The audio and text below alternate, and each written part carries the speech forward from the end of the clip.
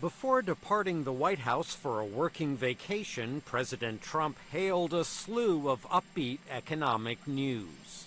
In May, the unemployment rate hit a 16-year low, and last quarter, real GDP growth increased to 2.6%. Prosperity is coming back to our shores because we're putting America workers and families first.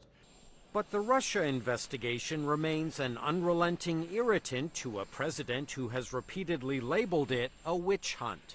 Trump already fired the man who once oversaw the Justice Department's probe of Russian election meddling, former FBI Director James Comey. The FBI will be fine without me.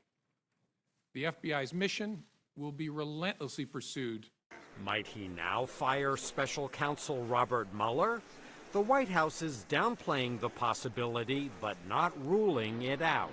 The president has not even discussed that.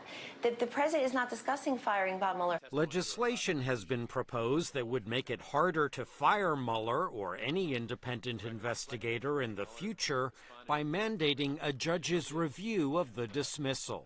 It provides the president with the opportunity to consult with the AG and the Department of Justice, potentially have one removed, but have that subject to a judicial review so that we make sure it's done for proper cause.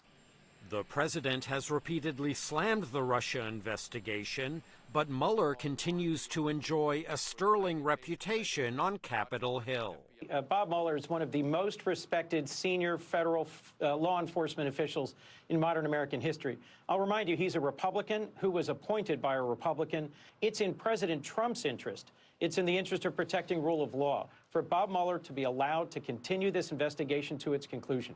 Meanwhile, the president's allies argue that months of investigations have yielded next to nothing. We were promised Watergate. We were promised direct evidence of interfering and changing electoral results. There's none of that. Last week, Mueller reportedly impaneled a grand jury to examine evidence and testimony collected in the probe, a move that may or may not lead to charges being filed.